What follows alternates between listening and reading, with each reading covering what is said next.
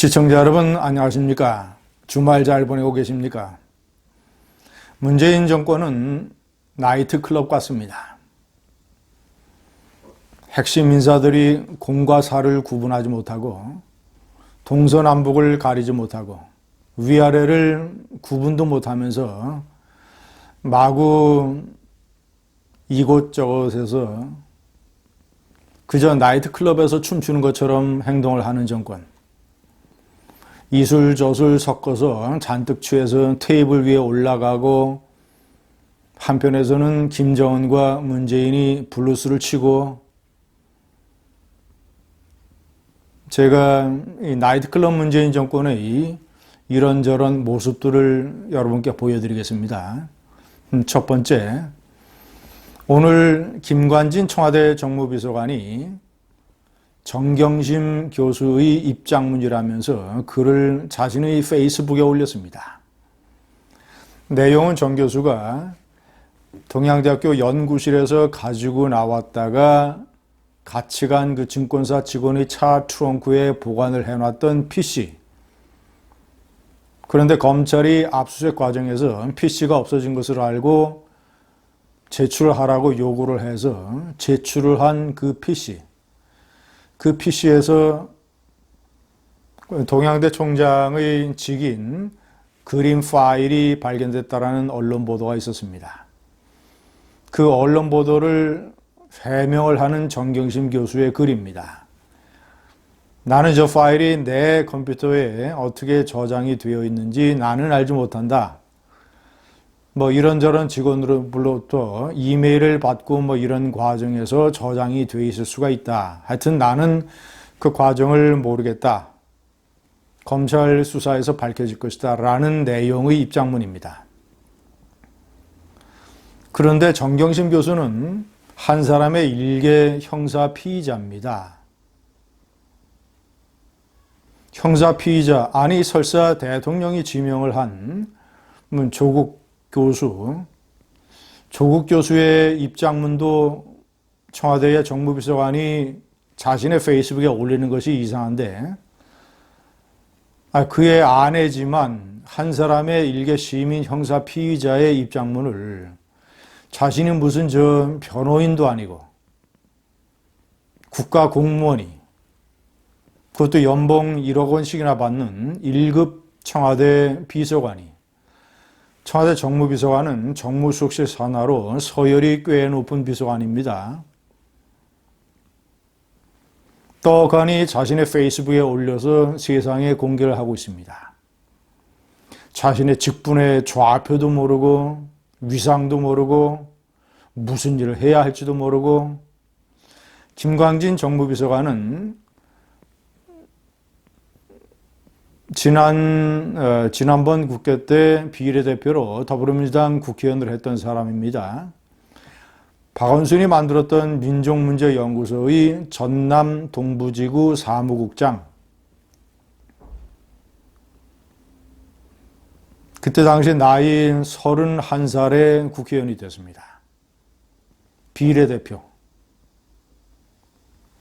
그런 사람이 국방위원회 위원, 국회 정보위원회 위원, 이런 것을 맡는 희한한 일까지 벌어졌습니다. 그런데 백선엽 장군, 한국전쟁의 영웅으로 미국도 인정을 하는 백선엽 장군을 민족의 반역자라고, 그가 일제시대 때 만주 군관학교를 졸업을 하고 만주국의 간도 특설대 소위로 임관을 했다는 사실, 간도 특설대가 독립군을 잡아들이는 부대라고 주장을 하면서 민족의 반역자라고 백선엽 장군을 매도했습니다. 백선엽 장군은 자신의 회고록에서 간도 특설대에 배치됐던 사실을 다 밝혔고, 중공군 모택동의 팔로군을 격퇴하는 임무를 맡았던 그런 부대라고 자신이 설명을 해놨었습니다. 독립군을 보지도 못했는데 무슨 독립군을 토벌하느냐라는 반문도 했었습니다. 그런 김광진,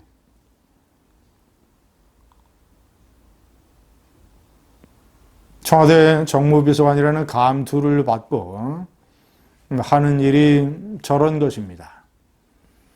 자, 두 번째는 청문회에서 여러분도 보셨다시피 조국 후보자 뒤에 앉아있던 청문회 준비단 소속 검사들.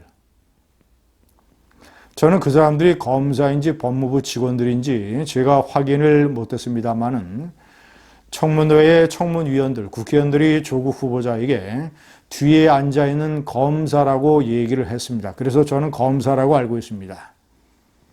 청문회 위원이 조국 후보자에게 검사, 뒤에 앉아있는 검사를 시켜서 그 조국 딸에 관한 신상 서류를 떼오게 하라라고 얘기를 했습니다.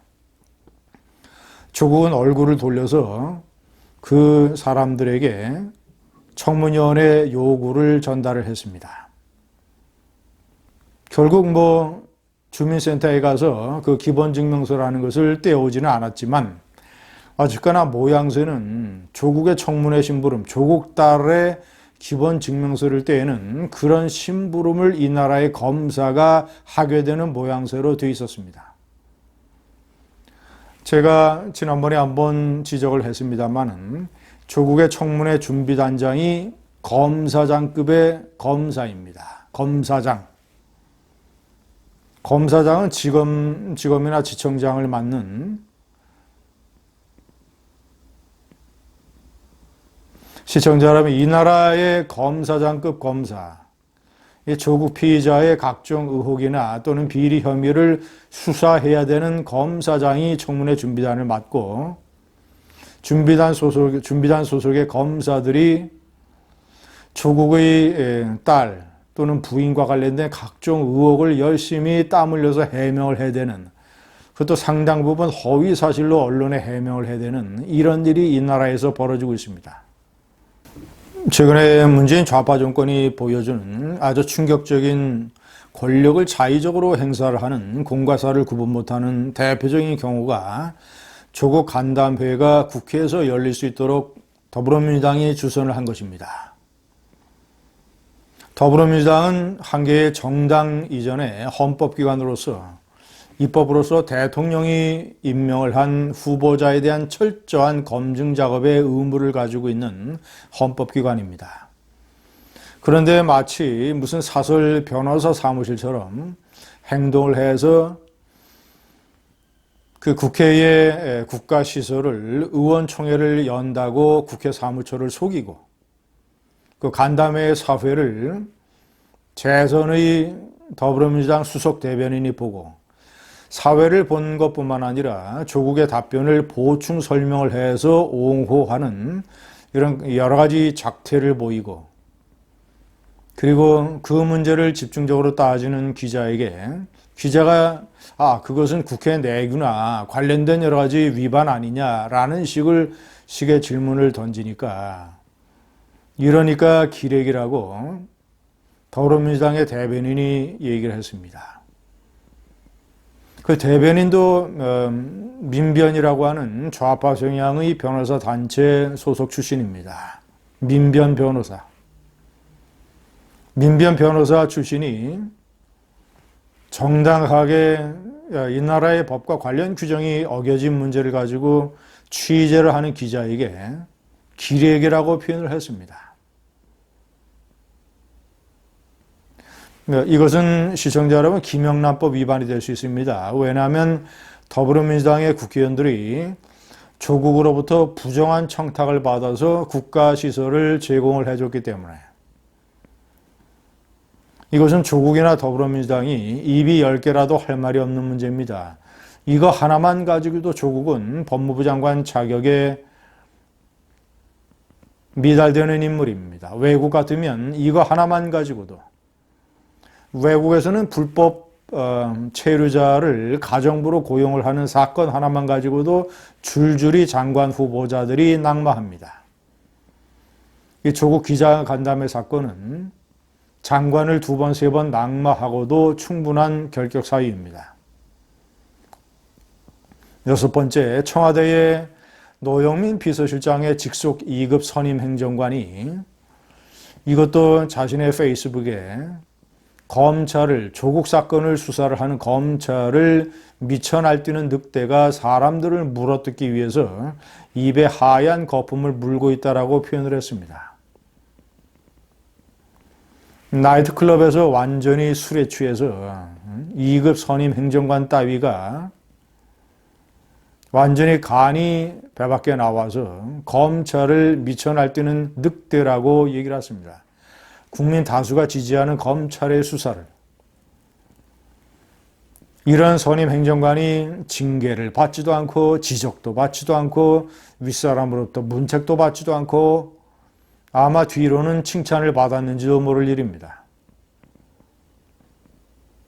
지난해 국군의 날 행사 때 전쟁기념관 야외광장에서 열린 행사에서 이 정경두의 국방부는 가수 싸이를 불러다가 병사들과 함께 춤추는 판을 만들었습니다.